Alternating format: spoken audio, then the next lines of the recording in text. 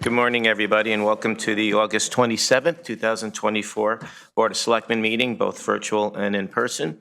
And as always, we will start the meeting with the Pledge of Allegiance, to be followed by a moment of silence for three residents who just passed. I pledge allegiance to the flag of the United States of America and to the republic for which it stands, one nation, under God, indivisible, with liberty and justice for all. And if you could just remain standing for a moment of silence for Dave Avitable, former member of the Coscow Fire Police Patrol and longtime resident. Steve Fransforth, another longtime member of the Coscow Volunteer Fire Department and longtime resident, and Joe Doc Garrico, who everybody knows and loved, lifelong resident, former postmaster in Coscow, and longtime umpire.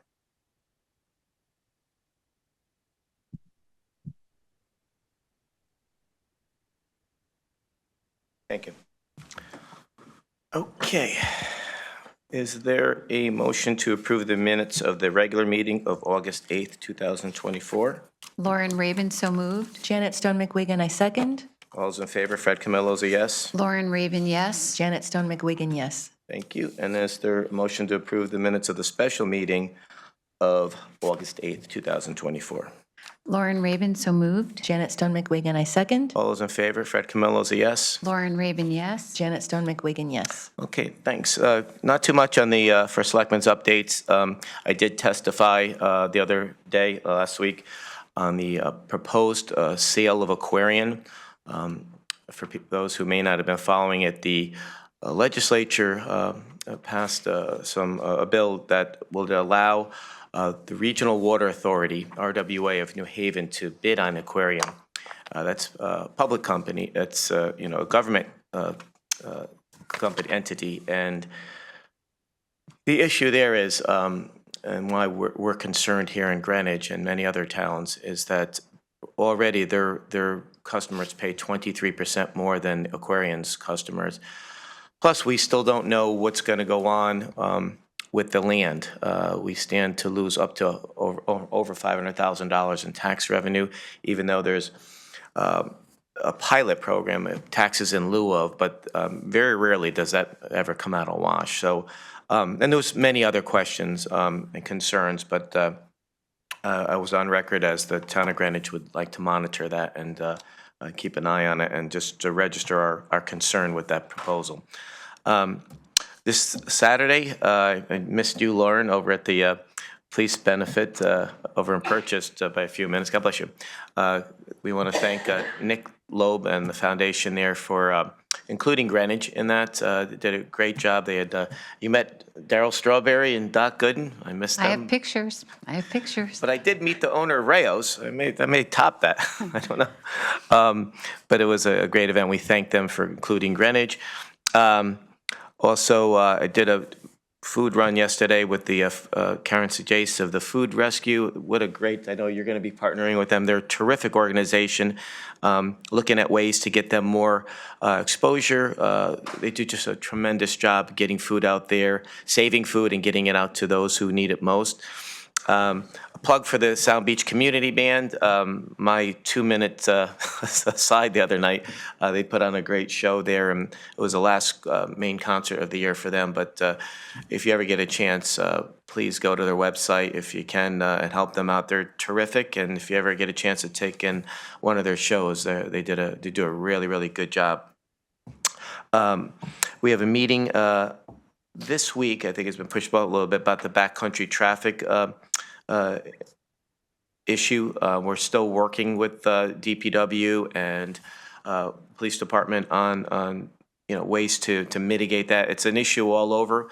I just got another call the other day from a resident in Greenwich, or an email, concerned about speeding in Old Greenwich, and I said that we would certainly follow up and look into that again, but we look into every single section of Greenwich, all 67 square miles, This is something that every single town goes through. One of the agenda items today is going to be for one in Coscob. That's been forever a problem. So it's something that's going to always be evolving, something we're always going to have to address. The fact that our first responders do such a great job doesn't mean that we can take our foot off the pedal. We have to continue to look at ways, because more and more people are driving, and there's more and more distractions, unfortunately. So it's just something that's a 24/7 endeavor. But I thank our first responders and DPW for always listening and looking at ways to make traveling a little bit safer here. I see, speaking of that, first responders, Deputy Chief Gray, I think this is your last meeting officially in uniform. We are going to miss you. Hopefully you won't be a stranger. I'll even miss some of the emails where you tell me no. But you've been a great asset to not only the department, but to our town. We're very, very proud of you. And again, don't be a stranger. And we have, again, from one good man to another, Darren Wigglesworth Day is going to be Friday, August 30th. We're going to miss him. Darren's done a tremendous job here in town. I think he's going to be moving to South Carolina. So we wish him very much luck and health and happiness in his new home. On the 31st is the Byron Park cleanup at 10 o'clock. Joe Carrera has been organizing that. I look forward to seeing everybody there then. And then I will be I'll be meeting with the board, the Budget Overview Committee on September 5th with Andy Deuce, who's the chair of the Havemeyer Park, the Havemeyer Building RFP. They want some questions for us, and there seems to be great interest in that. So I thank Andy and the BOC for taking that up. The Citizens Police Academy will have a public session on September 10th at 7 p.m. So please, if you haven't been through the police academy, what a great experience to do. It's, what was it, about 8 weeks, 9 weeks? That's right. Yeah, it was really good. 1 or 2 nights a week, but it's a lot of fun. You get to know exactly what our police department, the men and women who wear the uniform, actually do. You get a little bit of a taste for that, and it gives you a different perspective. And finally, we have the 9/11 events coming up. So we'll be at Coscob Park again and over in Glenville at the last part of the day there. So if you haven't been to one of those events, they're really great ceremonies, and they're very moving. So hope to see everybody there. With that, I'll turn it over to Lauren. Thanks, Fred. Good morning, everyone. So next Tuesday, September 3rd, will be a ribbon cutting ceremony at the Greenwich High School Security Vestibule.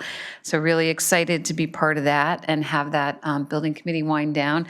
It's funny, I was just looking in my notebook and turned to the first page. I'm almost done. And September 7th, 2022, I have my notes from our building committee meeting. We wanted to secure the entrance and have visitors be able to enter the admin wing without having to go through the glass corridor. So, project highlights: the new main entry is 1-story, ADA accessible, 1,100 square foot addition with a blast resistance glass facade and metal framed curtain wall. The main office provides direct and secure visitor access from the new front vestibule with visibility into the vestibule from the office. A new security workstation located within the vestibule has visibility to all doors, the outdoor courtyard, and contains new and state-of-the-art video surveillance and security systems. And a renovated front courtyard includes new tables, benches, additional bushes, and trees to improve the landscape in the front circle, improve outdoor lighting, and newly donated inscribed bricks. Parking is going to be very limited, so if anybody does plan on going, we should carpool. The other thing that I wanted to mention, I just had an email floating around. We were invited, I don't know if you both were invited, Burke is having a ribbon cutting, Burke Rehabilitation Yes, Center yes. is having a ribbon cutting, our next Board of Selectmen meeting. It starts at 9:30 in White Plains, and they would like to have Greenwich representation there. So I was thinking maybe we could start our meeting later in that morning. What day is so it? that we could attend. Thursday, 12th. the 12th. Yeah. Okay. All right. Well, we would have to amend the agenda I for that. don't believe we would, we can just move the time to a different time and post notice of that. Okay, So, okay. I'll talk to Jackie, we'll get it figured. Perfect, thank you. And we're busy as summer is winding down, getting ready into fall, and the first RTM meeting, the Selectmen's Nomination Advisory Committee, along with the town clerk, is busy putting all of our boards, commissions, and committee data into a software database so that we could start to keep track of things without having to rely on Excel calculations and emailing resumes around, et cetera. So excited to get into a new century there with our ability to streamline our processes. And Chief Deputy Gray, you will be missed. Really always appreciated how accessible and open you were to ideas and communication. You'll be missed. Thank you, Lauren. Good morning, Janet. Good morning. So likewise, I really appreciated your presence at all of our meetings. Absolutely, you'll be missed, and we wish you well in your next endeavors. And Fred, you are absolutely right. Food Rescue US is a fantastic community partner with the Greenwich Sustainability Committee. We really appreciate working with them. And I would be remiss if I didn't add on to your promotion of the Byram Park cleanup. At the same time, Binney Park will have a cleanup. I think they're both sponsored by Save the Sound. So I'm looking forward to that. I think we'll have good weather. And once again, the summer has flown. And as our college students leave for schools near and far, and our school families and students and teachers and staff return from summer adventures, I want to wish everybody a very good start to the school year.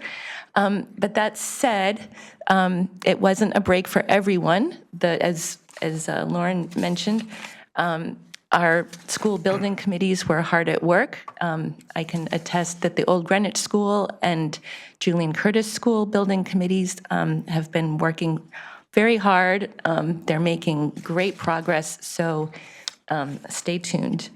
And then lastly, as we start the school year, we also start the budget season. And it struck me after our last meeting when we were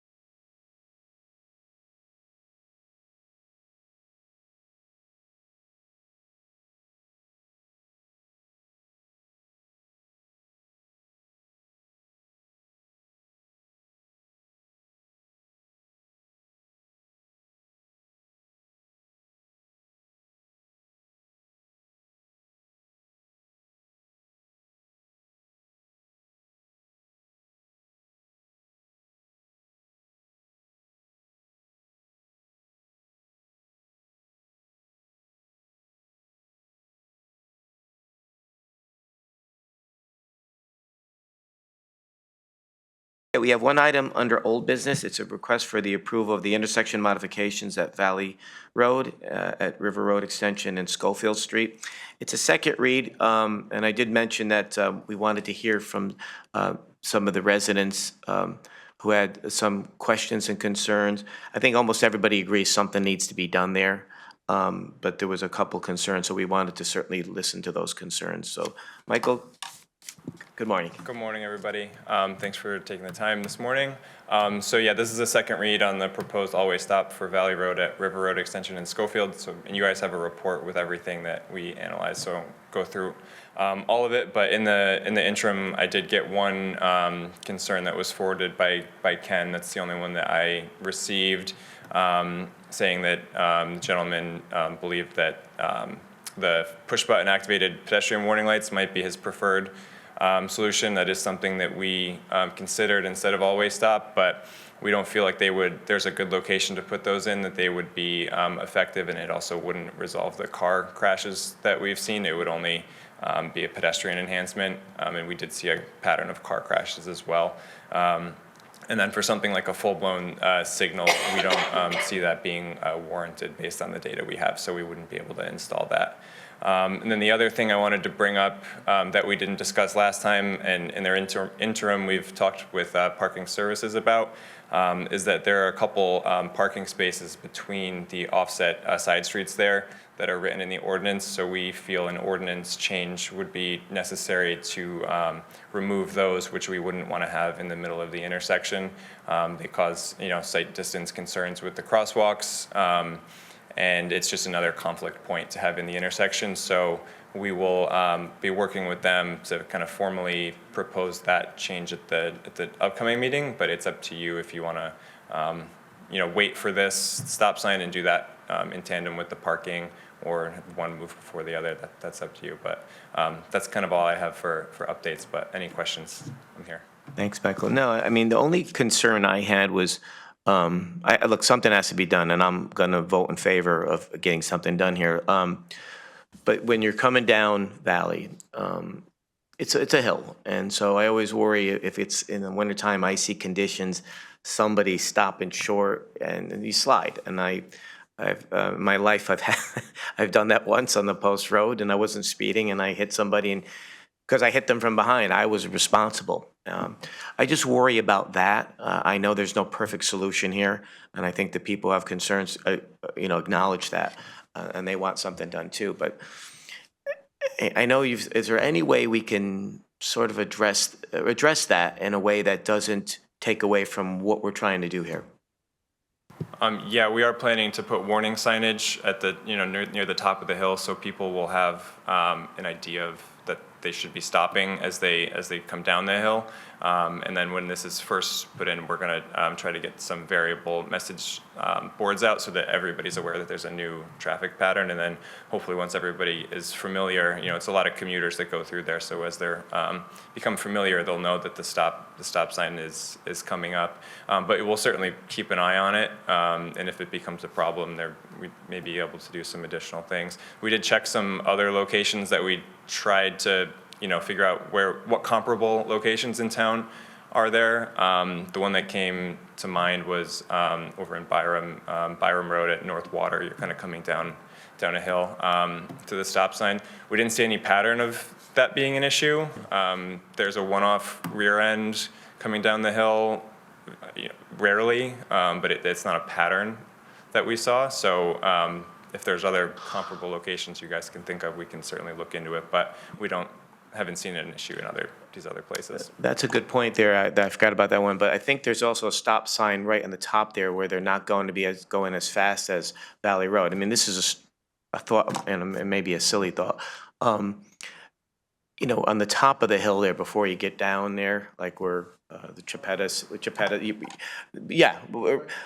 I mean, or even before, is there a way to do a crosswalk there and put a stop sign there so they would already be at a stop there, so they wouldn't be able to pick up that much speed, or is that just too much going on in a short period of time? We'd have to look and see if there's a crosswalk warranted there. For some reason, it wouldn't be appropriate as an interim stop condition, okay. Just for its own sake. But the warning signage will certainly be there, and we'll do all the warnings that we can. What about the one-way street? I can't think of the name right now, off of the post road. Yeah, because if you're going there and you try to make a left on Valley, good luck to you. That's coming up the hill. No, people are coming down. If I'm coming up that one way and I want to make a left onto Valley, nobody's stopping that's going to go eventually down the hill.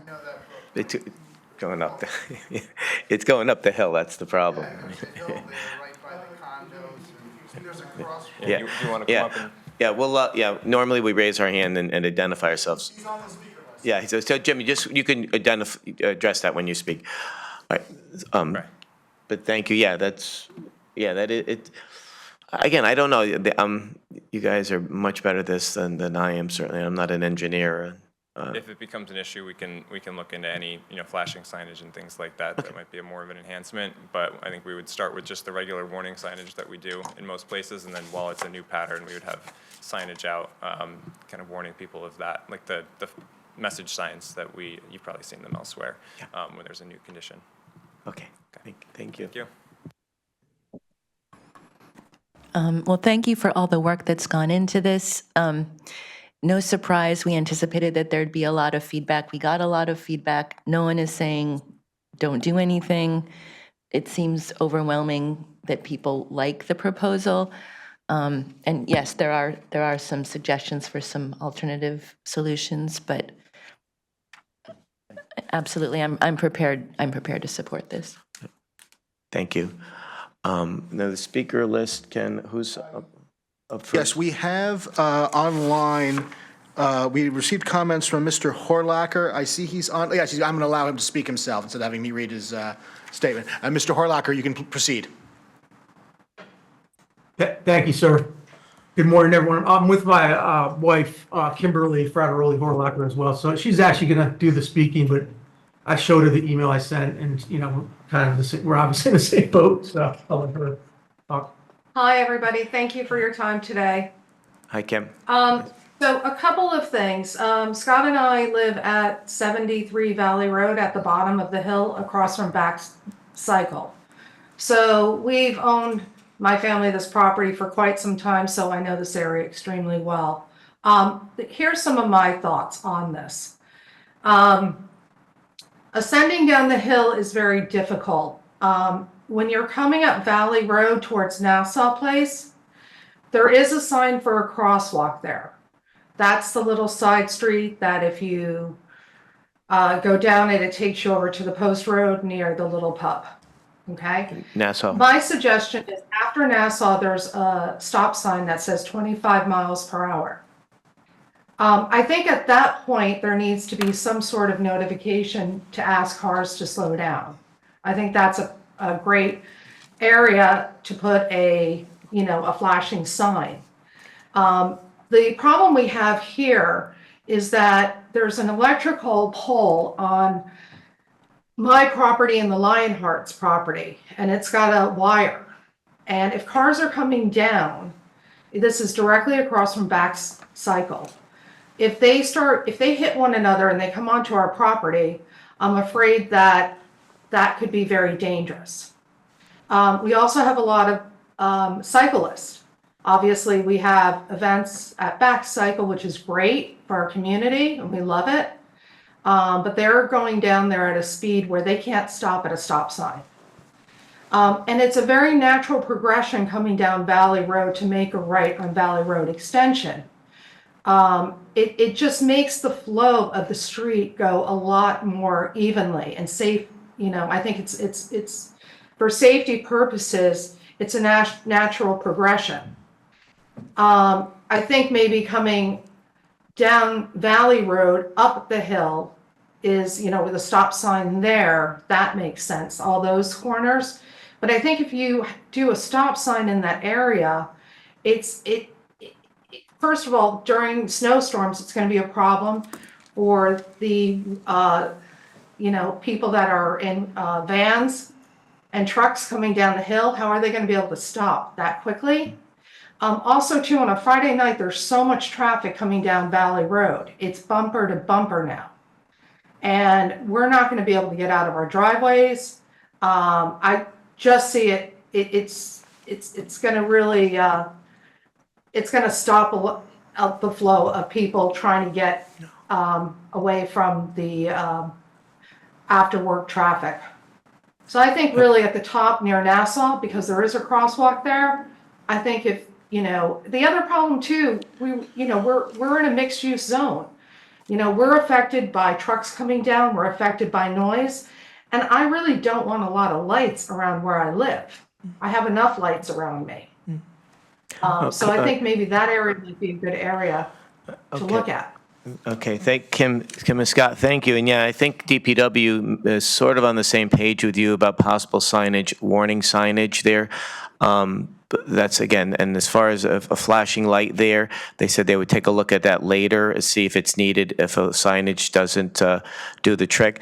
But again, having grown up in that area, I know this has been an issue since I was a kid. I remember people being hit there, pedestrians. That's still going on today. So to do nothing is not an option here. The free flow of traffic, I agree, but that's the problem. It's people are speeding. They're going into that intersection. People are cutting across there and getting hit and nearly getting hit. So this has been going on for a long time, and the problem's been exacerbated with more cars and obviously with distracted driving with phones. So as I mentioned at the beginning of the meeting, it's incumbent upon every municipality to constantly look at these things over and over and over again and see how you can evolve and make it somewhat safer for pedestrians and for public safety in general. So that's the reason why we're here today. And I know he's not here today, but Frank Canavero, who's lived on that road there since he was born, has been after the town for probably a couple decades to do something here. So and it's gotten worse. And so I think that's the reason why we're at this point today. But I think your suggestion is right in line with DPW said earlier. So I thank both you and Scott for testifying today and your comments. And next up is Mr. Santaguida is the next person to speak. Jimmy's in person, Big sets. and he knows the area pretty well.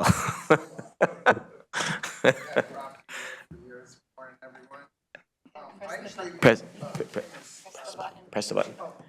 And it's James Santaguida. Yes, James Santaguida. Good morning, everyone. I agree fully with Kim is saying.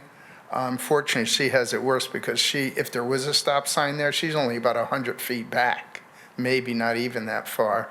So for her to get out of one driveway, she has a double driveway, and then it's another group, which was Cece's old house, and another group, then our house. My question is, when you say they're in agreement, is it an agreement doing this other signage with the stop sign or doing this without the stop sign, the signage? I'm not sure. The stop signs, the proposal is to put the stop sign there, Jim, to slow the traffic down, which does work. We know that works. The concern here that you have and that Kim mentioned is that just coming down that one stop sign from the hill.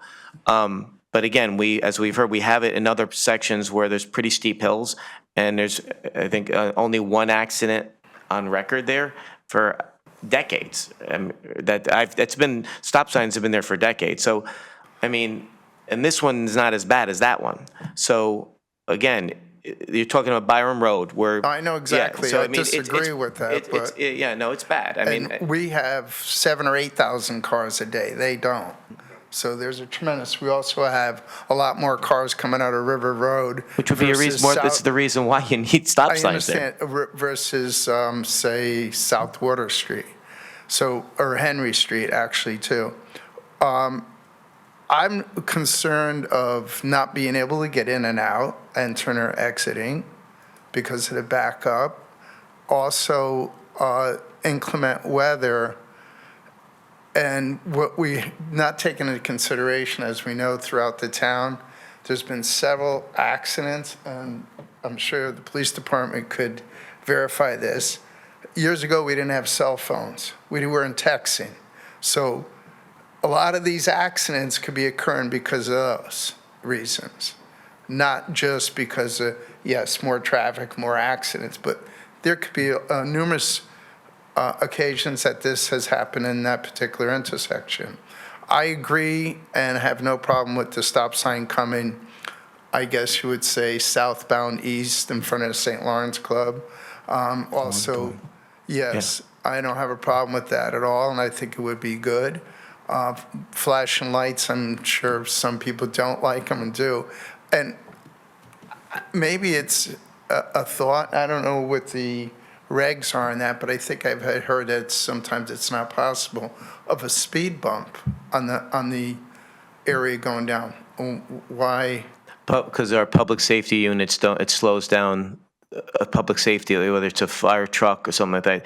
They don't put them on, especially double yellow lines. That's been for decades. No, I know that, and that's why I asked. We'd asked on Orchard Street, growing up on Orchard Street, I had several dogs hit and killed. Yes. And we used to always ask for them, and the answer was always the same.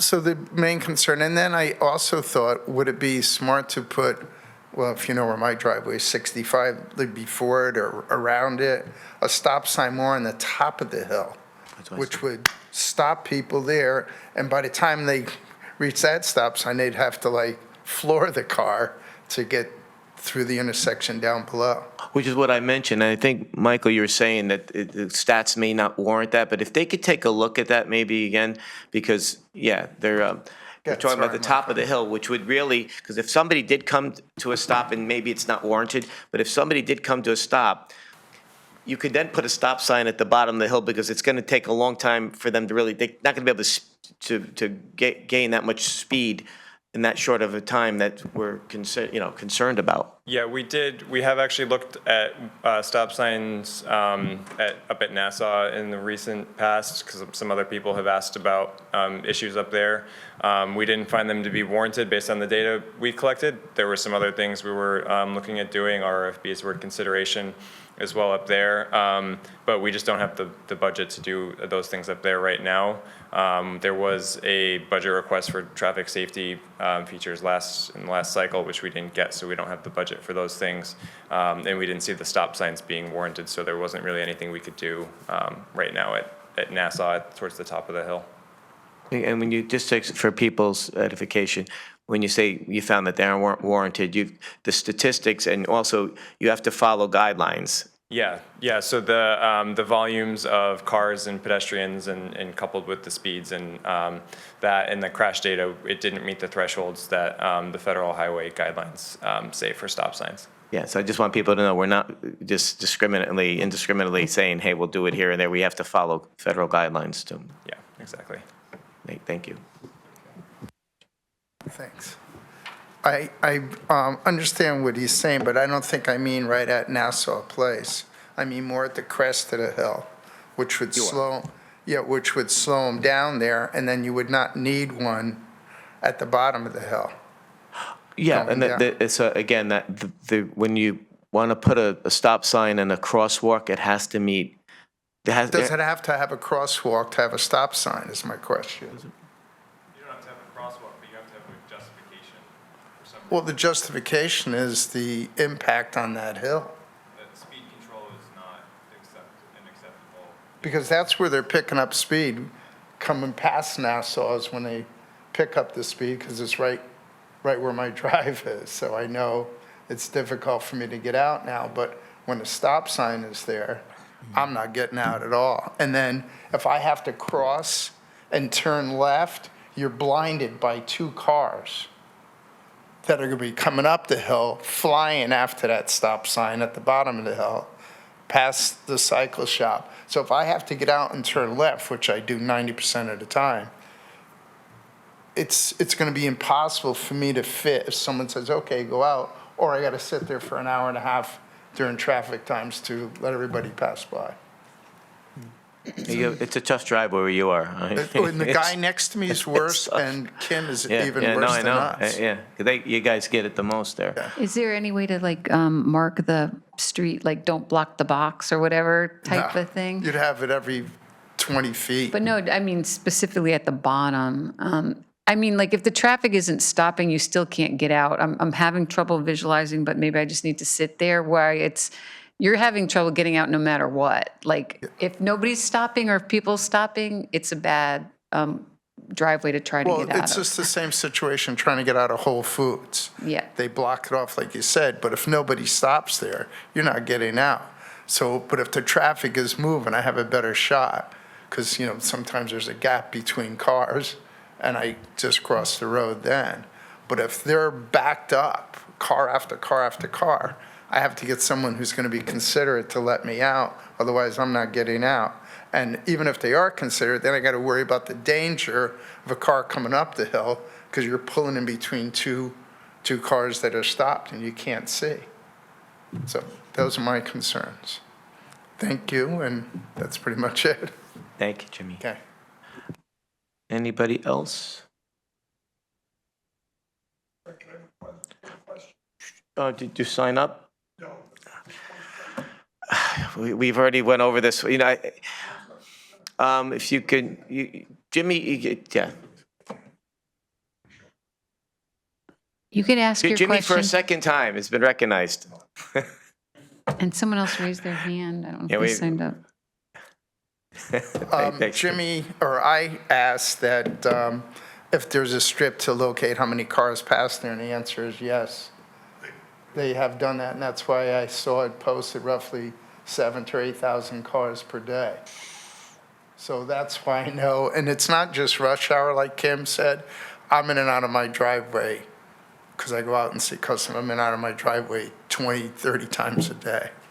And even when there's someone who is like in the intersection or crossing, cars already back up even not at rush hour.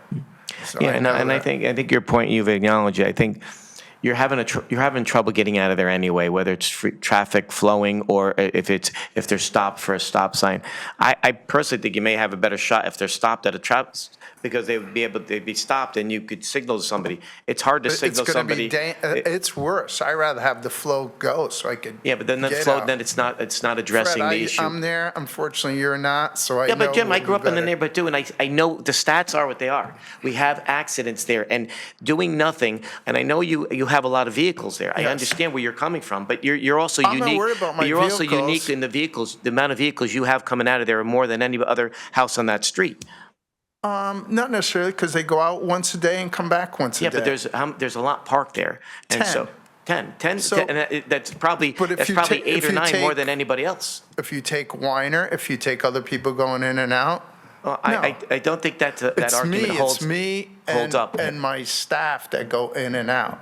I'm not worried about the trucks. They're big enough to stop the traffic. Yeah, I know, It's but me. we've been we've been on warning already. People have been hit there.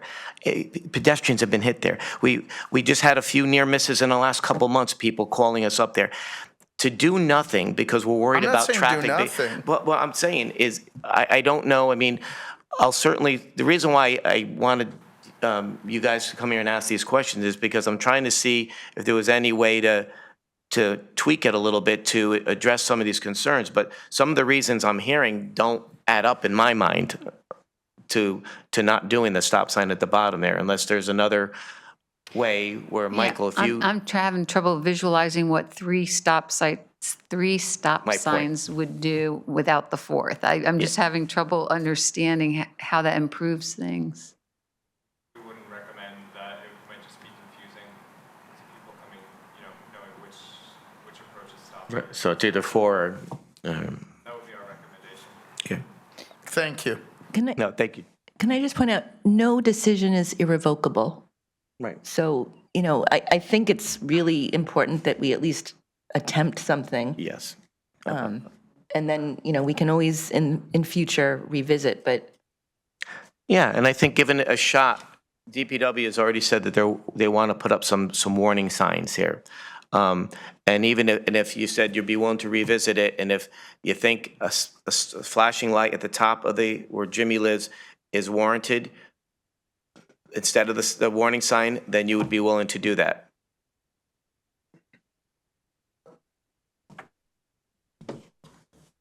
Yeah, we'd have to look and see what exactly we could in terms of flashing signage. Some of the regular warning signs can have LEDs and things like that in them. I'm not aware of any that we have in town at the moment, but it's something that is out there. It's, that was just an example of if we needed a stronger enhancement. But we know some people have strong feelings about flashing lights, so we'd have to, it's something to consider. So we'd have to, do some more digging. No, I don't know. wanna And say no that matter we're what gonna you do that no matter right what now. you do, somebody's going to get upset. I know Frank Canavero is a longtime resident. He's a strong proponent of this. He couldn't make it today, but no matter what you do here, someone's going to have an issue with it, and we know you're not going to make 100% of the people happy. But as Janet said, I think to not do anything would be derelict on our part. Ken, any other? Okay, so if we vote on this now, again, you would be, is DPW saying on record that they would be putting up a warning sign there, that there will be the stop sign at the bottom of the hill? Yeah, so what we proposed on the map that was in the packet was the stop signs at the bottom of the hill at the intersection, and then also a couple 100 feet in advance, the not flashing yellow, stop sign ahead warning signs on Valley Road to signify to people that there's a stop coming up, so adjust your speed, start slowing down. And to be willing to revisit this again, say in 6 months, could we revisit this? Because again, if anybody who has a concern, it's on the record, and I want just to make sure that those concerns are addressed, and if we have to,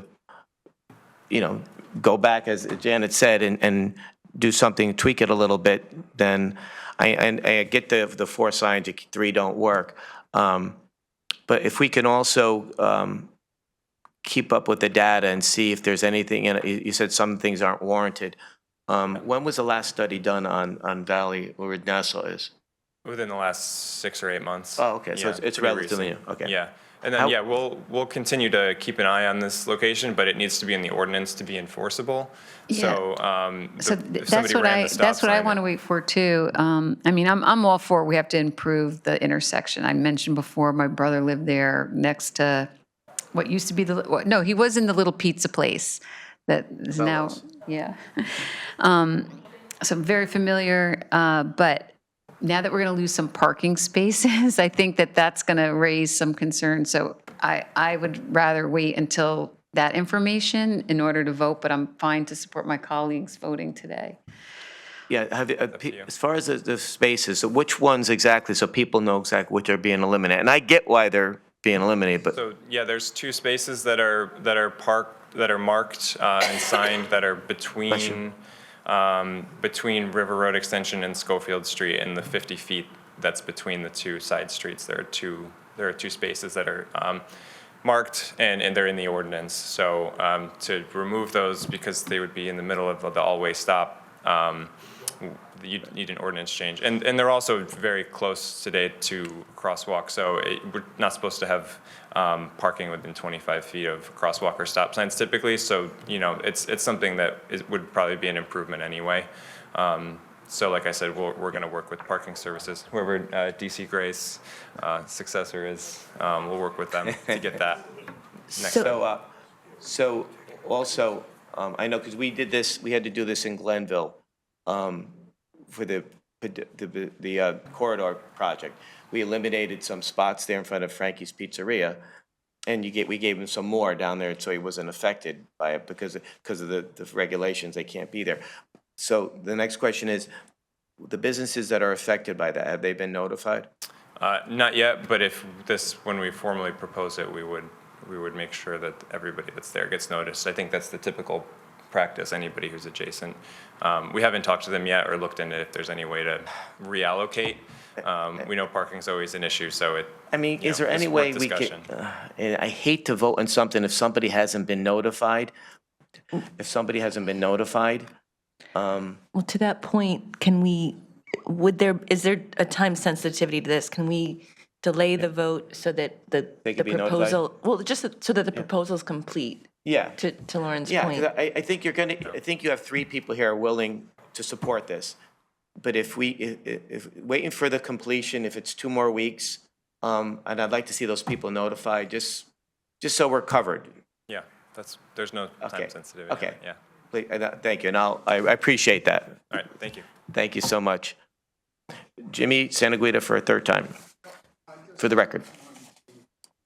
If I'm not mistaken, the 2 spaces in front of the dog groomer that they're speaking of, correct me if I'm wrong, I think those are only 10-minute spots, too. I think the ordinance, Well, I think it says right on the sign, because they didn't want people to just sit there. Yeah. No? No? Not likely, there's no 10-minute spaces in Greenwich, right? The only thing that you would have is 15 minutes. Well, maybe it is. I know I thought it was a limited time, that's all. Yeah. Yeah. I just wanted people to be aware of it, Jim. Yeah, I mean, it might hurt a little bit, they'll find somewhere else. Well, they'll find I'm something sure. else, but I'm just saying, I hate when people say, oh, why they did this without telling me. I just want to Well, I make sure think, people. doesn't Bruce Weinert own that building, if I'm not mistaken? Oh, I Because don't- we service it, I think Bruce owns that. He does, yes. So Okay, he would probably be the person that you would yeah. want to. Okay, yeah, just so they're aware of Okay. it. Okay. All right, no, I appreciate it, so Yeah. thank you. And thank you, Jimmy, for your. Yeah, the reason we do the sign up is we had people jumping in, but problem solved. Okay, so we'll revisit that in 2 weeks, wait for the completion. Thank you. Next up is new business, request for an amendment to traffic ordinance Schedule X residential permit parking on Arcadia Road and the famous DC Grays there. I guess it's up to me. Thank you very much, everybody. Yes. Okay, well, thank you very much for having me. This will be my last go-round. I will be retiring officially. Thursday will be my last day. But I'm happy to come out and represent the parking services for this last go-round. The first one is Arcadia. Yes. So the Yes. Arcadia Road is basically it's a housekeeping. Our parking enforcement supervisor found that there was a discrepancy between what was posted on the signs versus what was inside the ordinance. We kind of evaluated the situation. We found that the complaints really revolved around lack of enforcement of the signs. And so therefore, what we're asking is that the signs match, that the ordinance match the signs, because in the past, that's the way that it works best. Gotcha. So thank you again for your work on this. I understand this is a housekeeping matter. I'm obviously very happy to support it. I'm just going to use this opportunity as someone who lives in Old Greenwich to point out Arcadia is really tight. It's heavily trafficked, both with cars and with pedestrians. It was only a few years ago that a pedestrian was killed, not on Arcadia, but not far from Arcadia.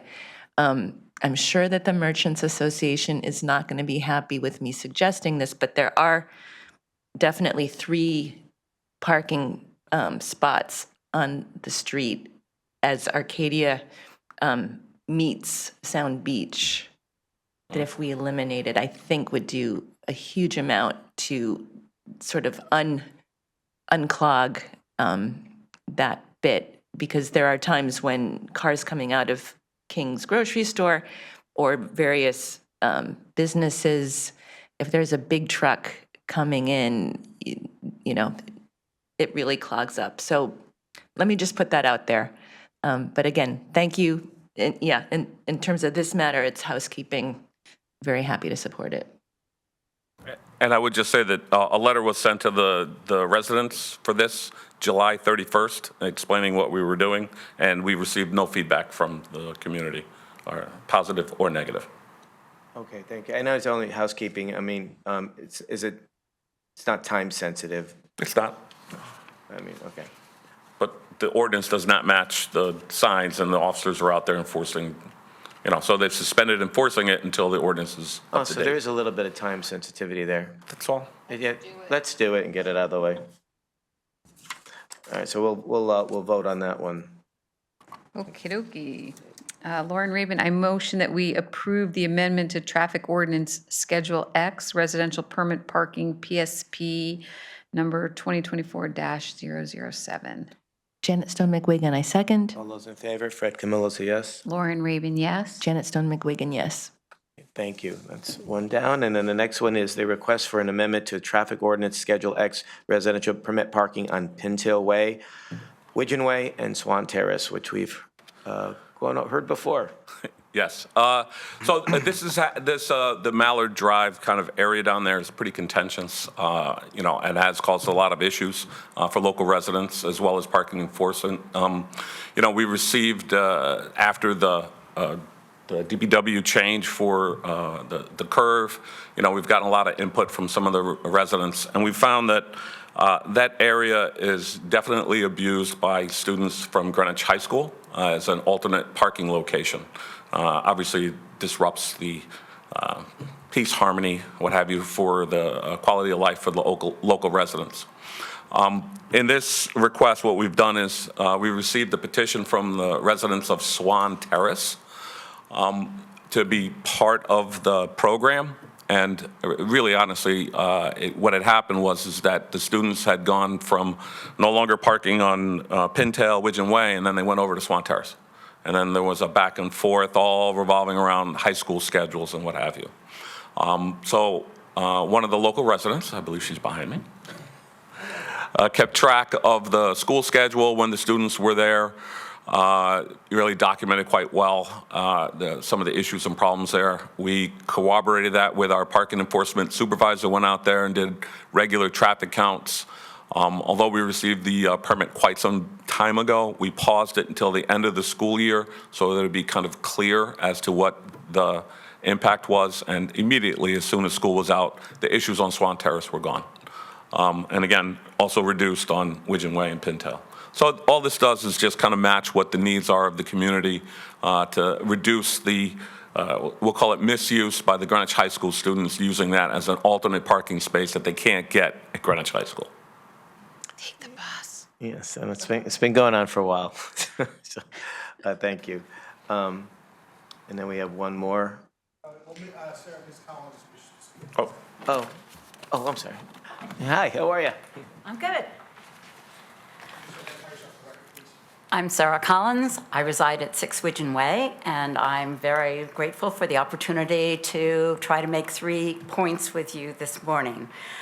First, I urge this board to approve the Department of Parking Services recommendation for the safety of our neighborhood.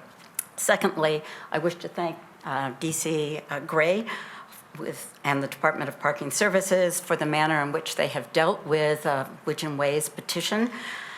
And lastly, I want to give fair warning to this board that if these restrictions do not end up resolving our issues, that we will be back and ask for the restriction that was in our first petition, which was to limit parking to residents only with permits until 3 p.m. To the first point, Widgeon Way has become the overflow parking lot for Greenwich High School. On most school days, 6 to 10 cars enter our neighborhood after 10 o'clock, and they park on both sides of the north end of our street. This limits the ability of our residents and their guests to park near their homes. Some of these vehicles remain parked the entire day. Others just come and go all day long, bringing excessive traffic to our neighborhood. This poses a significant safety issue for our neighborhood. Our street is narrow, we don't have any sidewalks, and with cars parked on both sides of the north and south end of the street, our residents, their kids on bikes and scooters, are really forced into the middle of the street. This limits our ability to get out of the way of traffic and to view oncoming cars from the safety of the side of the road. While school is in session, two-way traffic is rarely possible at the north end of Widgeon Way when the current 7 to 10 a.m. restriction is lifted. We've had instances where Widgeon Way has less than 10 feet of space between the parked cars on either side of the road. On Halloween of 2022, a school bus full of children was unable to pass through Widgeon Way. So if a school bus can't pass through, how would a fire engine make it around that corner and into our neighborhood in the event of a fire? So for the safety of our neighborhood, I hope this board will agree that it is important to implement restrictions to reduce student parking on our street. This brings me to the second point. Widgeon Way appreciates the thoughtful approach that the Department of Parking Services adopted in dealing with 3 separate petitions from Widgeon Way, Mallard Drive, and Swan Terrace. By addressing this issue holistically, it's my belief that a better solution can be reached. We also appreciate Deputy Chief Gray's stated approach of solving problems with the least disruption. When we brought attention that a restriction until 11 a.m. was really required to restrict student parking when the high school was operating under a 2-hour delay or when students did not have classes in the first and second blocks of the day, the department acted swiftly to propose the same 3-hour restriction that's currently in place, but with a restriction more likely to discourage student parking. So I would like to add to the comments that this board made earlier, DC Gray, I will really miss you. This brings me to the third point. Excessive parking and speeding student traffic present a substantial threat to the safety of our neighborhood. If these proposed restrictions do not address our concerns, Widgeon Way will again petition the Department of Parking Services to impose permit parking on our street until 3 p.m. Appreciate the opportunity to address this board, and I'd be happy to answer any questions that you might have. Thank you, Sarah. No, I think we're all understanding the issue there. That's been going on for a while, and I think this will be helpful. Thank you so much. Thank you. you. Appreciate it. So I'm ready to vote. School I was started. just going to say, you might be surprised hearing from me that I would waive the second read, I know. But it does sound like this is time sensitive since school begins on Friday. Okay, Lauren Raven, I motion that we approve the amendment to traffic ordinance, Schedule X, residential permit parking, PSP number 2022-28, and PSP number 2023-14. Janet Stone McWigan, I second. All those in favor, Fred Camillo's a yes. Lauren Raven, yes. Janet Stone McWigan, yes. Thank you, Chief. Thank you, Sarah.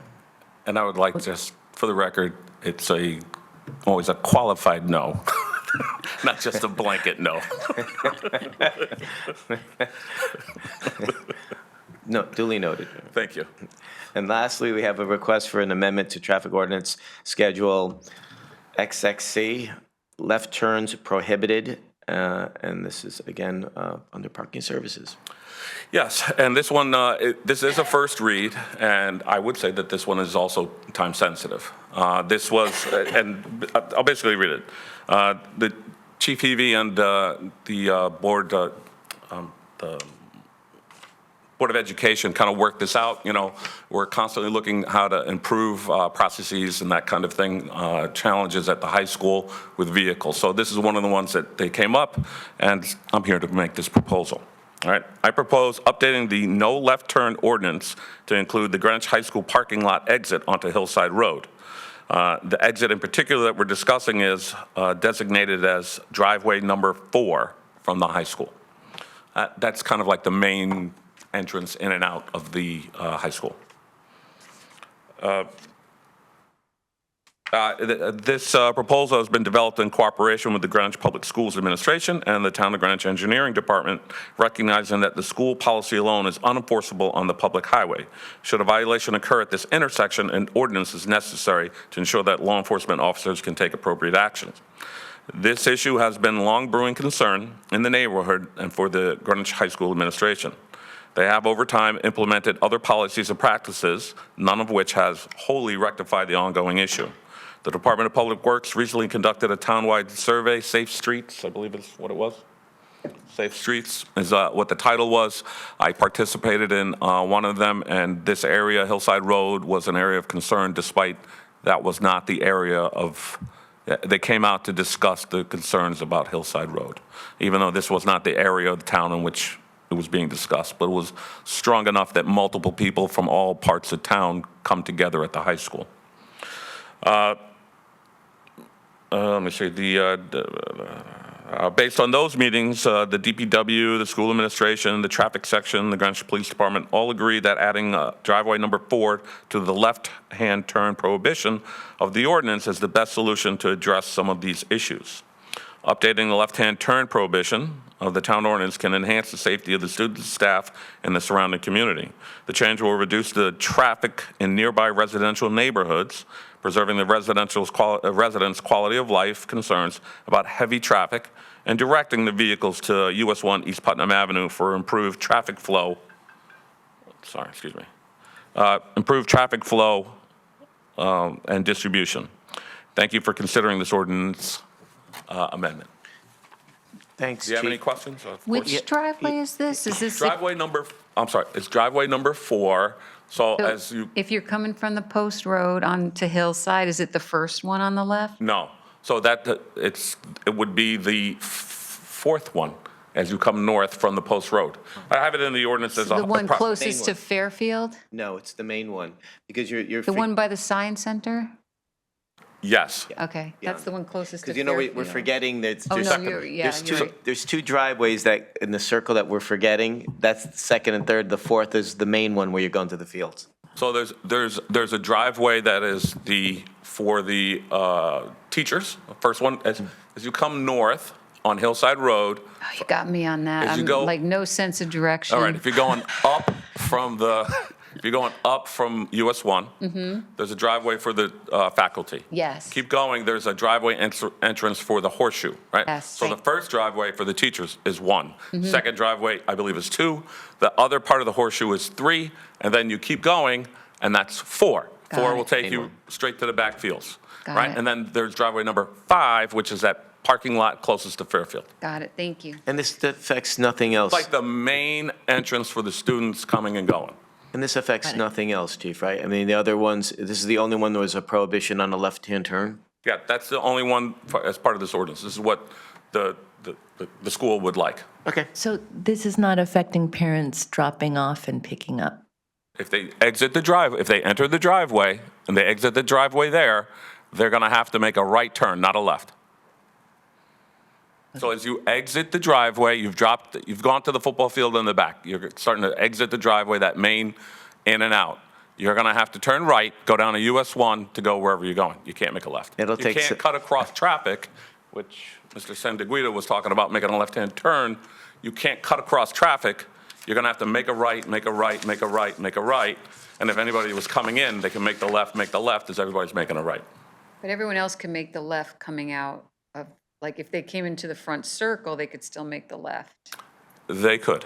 This would be all the time. It's not like the left turn didn't- is prohibited for a certain period. It would just be prohibited We completely. just prohibited it for now. Again, as you said earlier, nothing is in stone. I was just going to say, Nothing is in stone. No decision is irrevocable. Right.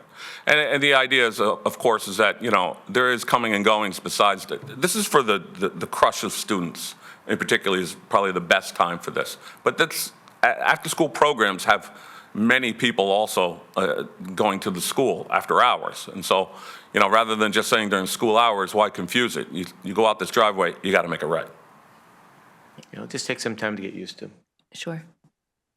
And we can revisit it if there's an issue down the road. But if everybody's in agreement, this is helpful, then certainly, and it's time sensitive, and we can definitely vote on it now. It will do something, for sure. Okay. Exactly. I'm just going to say once again, so thank you for all the work that's gone into this. And, if this is an opportunity to look at traffic patterns at the high school, we've definitely wanted a second egress at the high school. If we can use this as an opportunity to promote that idea, I think it's a very timely idea.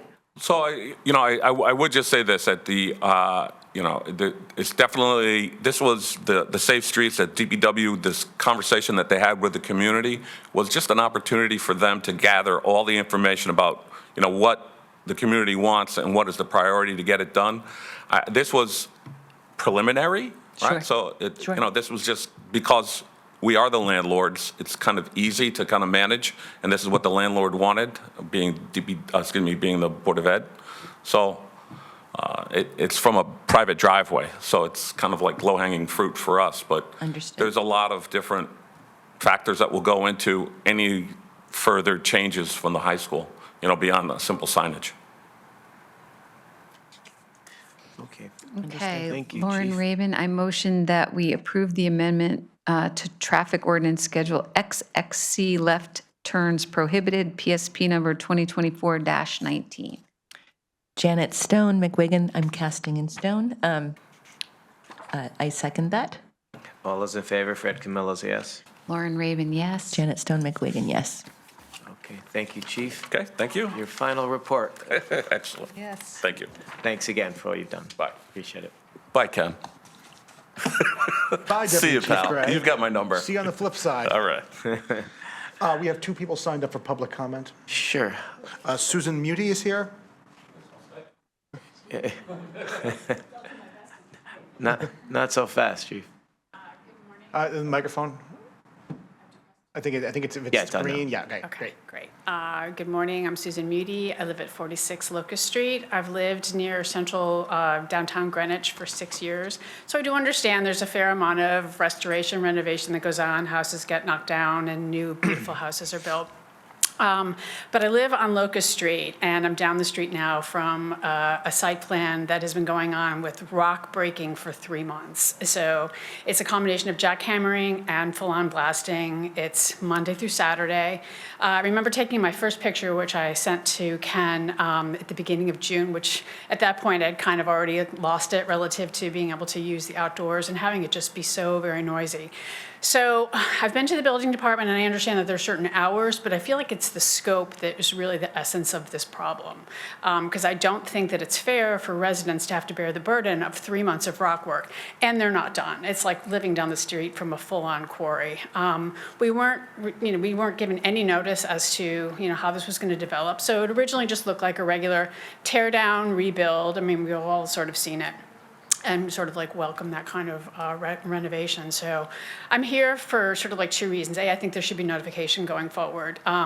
It's hard to take the entire summer and not be able to have a Saturday barbecue during the day. And I feel like there's sort of like a never-ending parade of trucks and really noisy work. It's very hard for me to work remotely. I work remotely. I try 2 days a week, and I find that I have to sort of like not take certain calls and so forth because literally with my windows closed, it's still sort of coming in. So I wanted to just sort of make you aware. I've looked at the site plan itself. There's no sort of schedule. You don't really get a sense of how long it's going to be going on for. So I think there's an opportunity here to kind of like optimize this so that residents have I don't know, just like a more appropriate sort of situation on their blocks.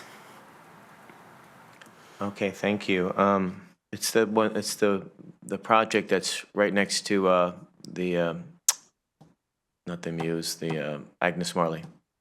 No, this is actually on a residential street. So the one that's happening on Millbank and Havemeyer is actually less of a disturbance to the neighborhood than what is happening with these 2 houses being leveled. So the And rock. what street are they on? I'm on Locust. You're on Locust. Yeah, so it's sort of almost midway down Locust that this is happening. And it's just incredible. Like one day they came in with all those compressed tires, and I thought, I'm not familiar with this building material. And that's when they would blow the whistle and then they would blast and the entire house would shake.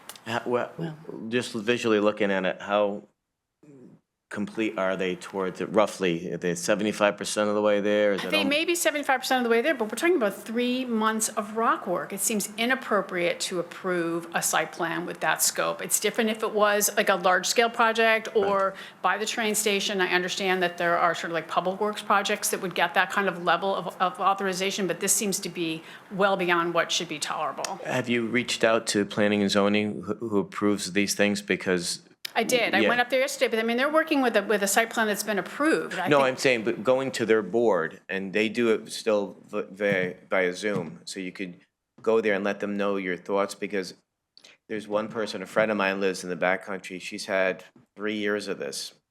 And the person, unfortunately, during the pandemic, the legislature went, it was like a 2-year limit, and they went and extended it to like 10 years. It was something bizarre. So there's no relief for that person. And it's been several years, and now it's, I think it may be more than 10 years. It was a weird response during the pandemic by the legislature, because we were coming up on the time where this, because I said, some of these projects, they can't be open-ended, right? You know when something's being built and they're chopping up rock, there's gonna be some time there. But if it goes on for years, I mean, that's a quality of life issue, as you mentioned. So we were coming to a point there where we could do something, and then the legislature passed a bill there that prevented us from doing anything in that country. But I don't know if that would touch upon this, but I would go on a Zoom with them and let them know and listen to what they say, and if there's anything else, because if it does come back to we have to change the state law, then we have to lobby our state reps and our senator and other ones in the state to change that, because it really was, I thought, was an overreaction. So this is not a local ordinance? Well, that one there was a state one that prevented us, Okay. that particular one. I don't know if that touches upon, it may, but certainly I would go before planning and zoning and just sign up and say, I'd like to talk about this. And then I guess we could, you could send us a note and we could look into, and see if that state law is affecting this one too, because it definitely did in the backcountry. Yeah, because, I mean, and also in the backcountry, there's more room. I mean, the number of us that are affected on these tiny lots that are like, well, like south of like a fifth of an acre. I mean, we're all like in a patchwork. So like what happens to one happens to blocks of people. Yeah, no, and that one really affected that person there. Like I'm 3 houses away. I can't imagine what it's like to be next door to this. So on that note, so I have to apologize because you emailed us, and I don't think I responded to you. What I did was I forwarded your note to our chair of P&Z and to our town planner, asking more about this project. Because to that point, it's like what's governing this.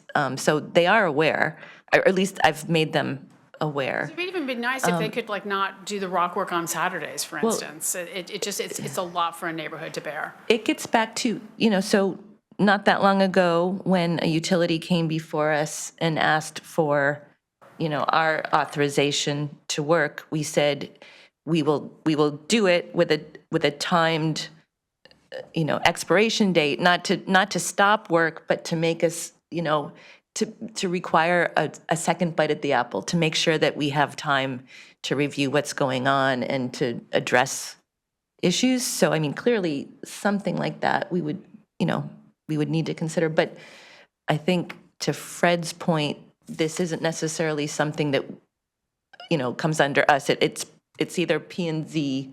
If it's public works, then it does come under us. But Yeah. if it's P&Z, then Yeah, this would definitely be private. And also, they start at 7:15 in the morning. Yeah. So Well, that's- It sounds like they're operating pursuant to a planning and zoning approval of a site plan, right? So Right. it does sound like it comes under the planning and zoning Yeah, I mean, I realize that there's Right. nothing to be done well, about this but project. if they're starting at 7:50, sorry, I didn't mean to talk over you. Yeah, I do think it's appropriate to go back to planning and zoning.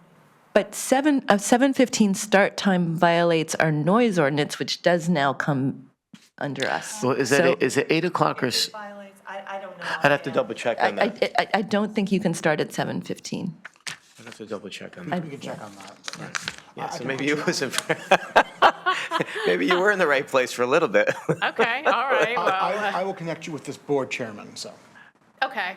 So if they are in violation, who would I report that violation to? Like if it's 7:15 in the morning and they're Well, if it's a starting? noise, you're going to come to us. You call the police because they can enforce. Yes.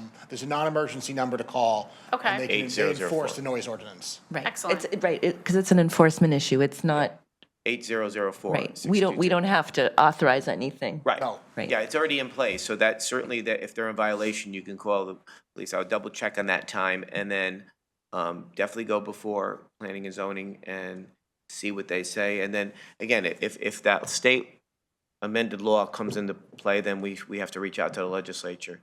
Okay. Because Janet already emailed Margarita and Patrick, and they didn't respond yet? They haven't responded yet. Now, that said, this is the end of August. Yeah. They might not have got, it's definitely worth, We're interviewing somebody today from Planning and Zoning. Might be worth yes, questioning him. yes. yes.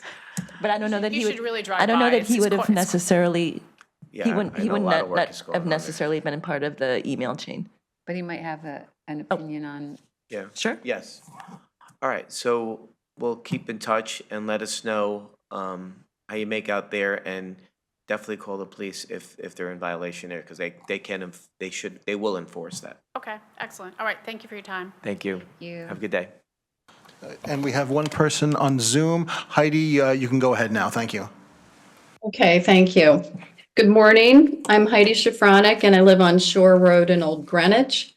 Thank you for the opportunity to comment on the feral cat situation, especially since it's not on today's agenda. And thank you to the Board of Selectmen, Animal Control, the Department of Health, the Town Legal Department, and the various rescue groups that are working to resolve the problem of feral cats, and in a humane way. While lately I'm not seeing new cats on my property, my neighbors are, with frequency, and posts on Nextdoor would indicate the urgency of the situation.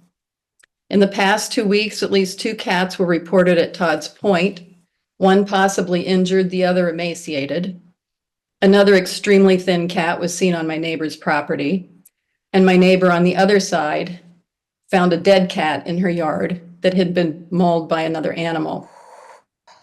As I talk with more neighbors, I find that homeowners on Shoreham Club Road and East Point Lane are also having problems. And elsewhere in Old Greenwich, a friend on Highview reported a feral colony in that area, and another friend had been trying to find help for a mother cat and 2 kittens from that colony. We look forward to hearing the ordinance addressing feral cat issues in the September meeting, and hope that it will require pet owners and keepers to take responsibility for their cats by registering them and by having them at least vaccinated against rabies, as current law requires. In the meantime, my neighbors and I will continue to keep all departments in the loop on developments on our specific properties so that the cats can be trapped, neutered, and relocated. Thank you for your time. Thank you, Heidi. And yes, we will take it up at the next meeting. We have a couple ordinances we found that we think could work here. So there was a blueprint somewhere else, so we'll go over that, and I'll make sure those ordinances. Did you see them? Mm-hmm. You did? Okay. So there was a couple there that I thought that could work, but certainly we'll put it on the agenda to discuss, and hopefully get it to the RTM. Thank you very much. Thank you, Heidi. Okay. Now going on to, where's my last one? Appointments. Public appointments and nominations, sorry. Lost my paper. Lauren Rabin, I motion that we approve the nomination of Catherine Myers as a new member of the Board of Health in position R4 for a term expiring June 30th, 2028. Janet Stone McWigan, I second. All those in favor, Fred Camillo is a yes. Lauren Rabin, yes. Janet Stone McWigan, yes. Lauren Rabin, I motion that we nominate Robert Nawalczyk as a returning member of the Planning and Zoning Board of Appeals, position A2, for a term expiring October 31st, 2028. Janet Stone McWigan, I second. All those in favor, Fred Camillo is a yes. Lauren Rabin, yes. Janet Stone McWigan, yes. That's it. Okay, thank you. All right, seeing no other business, is there a motion to adjourn? Lauren Rabin, so moved. Janet Stone McWigan, I second. All those in favor, Fred Camillo is a yes. Lauren Rabin, yes. Janet Stone McWigan, yes. Thank you to everybody. Thank you to our town attorney, Ken, Don, Jenny, and everybody else. Thanks so much.